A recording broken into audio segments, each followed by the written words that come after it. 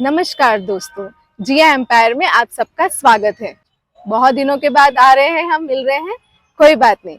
आज हम बात करेंगे नौ दुर्गा नवरात्रि के बारे में। अब नवरात्रि का हम सब बहुत ही ज्यादा गरबा करते हैं, त्योहारों के लिए शॉपिंग करते हैं, चनिया चोली।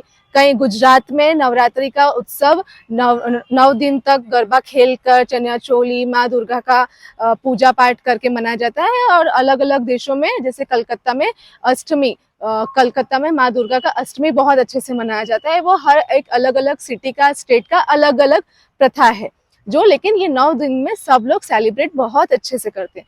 लेकिन क्या दोस्तों, आपको ये पता है नवरात्रि क्यों मनाया जाता है और इस नवरात्रि का आरंभ और प्रारंभ कैसे हुआ था? चलिए हम बात करते हैं। वैसे तो नवरात्रि 9 दिन माँ दुर्गा का है। ये माँ दुर्गा का 9 दिन किस तरीके से आया बताती हूँ मैं। जब एक महिषासुर का नाम का एक राक्षस था, जिसके ऊपरी हिस्सा राक्षस का था और निचली भैंस का था, तो वो बहुत ही शक्तिशाली था। वो ब्रह्मा जी का बहुत बड़ा भक्त था और वो ब्रह्मा जी के लिए स्मरण करता था, ध्यान करता था। ब्रह्मा जी एक दिन उनसे प्रसन्न होकर उनको आशीर्वाद दिया कि आप जो मांगोगे वो मैं आपको वरदान दूंगा। तब महिषासुर ने बोला कि मेरी मृत्यु, ऐसा आशीर्वाद हो कि मेरी मृत्यु किसी नर से ना हो, मैं यहाँ का राजा बन जाऊंगा। तो ब्रह्मा जी उससे प्रसन्न थे तो उनको आशीर्वाद दे दिया। अब उसके बाद जब उनको आशीर्वाद मिल गया तो वो पावरफुल हो गए और हर ये सारे जो भगवान है, देव हैं, उन सब से वो लड़ने लग गए। और जैसे इंद्र देव हैं, विष्णु जी हैं, वो सब लोग टेंशन में आ गए कि अब हम क्या करें। ब्रह्मा जी ने उनको आशीर्वाद दे दिया, कोई भी नर उनको मार नहीं सकता है। शिव जी परेशान, विष्णु जी परेशान, इंद्र देव परेशान, नारद मुनि परेशान, सारे सृष्टि के देव परेशान हो गए। वो अपनी परेशानी और विपत्ति लेकर गए ब्रह्मा जी के पास, जिन्होंने महिषासुर को आशीर्वाद दिया था। अब ब्रह्मा जी के पास गए तो ब्रह्मा जी ने मुस्कुराकर कहा कि आप सब चिंतित ना होइए, क्योंकि मैंने उनको आशीर्वाद दिया है कि कोई भी नर नहीं मार सकता, लेकिन नारी मार सकती है।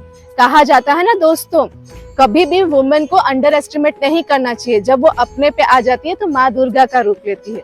ठीक उसी तरीके से जब नारी आई, मतलब माँ दुर्गा आई, माँ दुर्गा का एक पूरा बहुत अच्छे से कहानी बनाई गई कि कैसे महिषासुर का वध करना है। क्योंकि महिषासुर ने उन ब्रह्मा जी का जो आशीर्वाद मिला था उसका नेगेटिव यूज किया, नेगेटिव पावर यूज किया। वो उस पूरे देश को नष्ट कर देना चाहता था, पूरे पृथ्वी को नष्ट करना चाहता था और खुद अव्वल आना चाहता था। ये बहुत ही नेगेटिव चीज था जिसके लिए अंत आवश्यक था। तब माता दुर्गा को बोला कि आप जाइए और महिषासुर का आपको वध करना है। तब माता सारे देवों से एक ज्योति प्रज्वलित हुई और उससे माँ दुर्गा बनी। माँ दुर्गा का जो रूप था वो इतना आकर्षित, इतना भव्य, इतना सुंदर था कि जब ये महिषासुर को पता चला कि एक बहुत अप्सरा जैसी सुंदर नारी है, अबला नारी, आज सब बोलते ना ये तो अबला नारी है, वैसे ही महिषासुर ने अंडर एस्टिमेट किया और उन्होंने बोला ये तो एक अबला नारी है और उनको शादी का प्रस्ताव दिया। माँ दुर्गा ने मना कर दिया। एक बार नहीं, 2 बार नहीं, 3 बार नहीं, कई बार महिषासुर ने माता दुर्गा को शादी का प्रस्ताव दिया। अगर वो नहीं मानते तो वहां पर जाके वो पूरा लड़ाई झगड़ा, तहस नहस करते।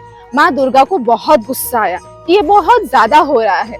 माँ दुर्गा ने महिषासुर के सामने एक प्रस्ताव रखा कि आप मेरे साथ युद्ध में लड़ेंगे और जो जीतेगा, अगर आप मुझसे जीत जाते हैं तो मैं आपसे शादी कर लूंगी।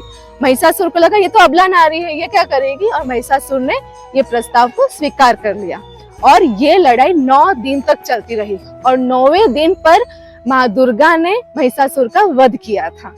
इससे ये नौ दुर्गा का रूप नवरात्रि में हम सब सेलिब्रेट करते हैं। हर जगह का सेलिब्रेशन अलग अलग होता है, लेकिन इन दिनों में ही होता है। हैप्पी नवरात्रि दोस्तों।